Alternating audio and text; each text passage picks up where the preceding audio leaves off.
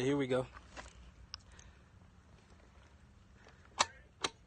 First, second, neutral, third, fourth, reverse, fifth.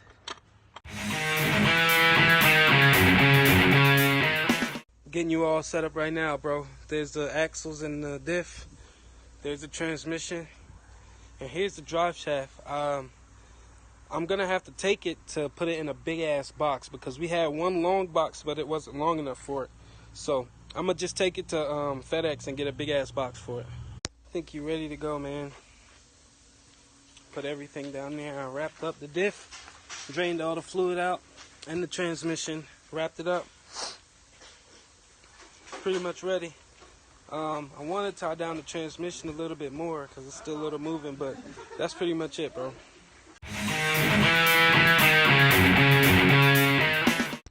Bro, I think you're ready to go. See, all this is plastic wrapped. They're tied down. Diff right here. Transmission.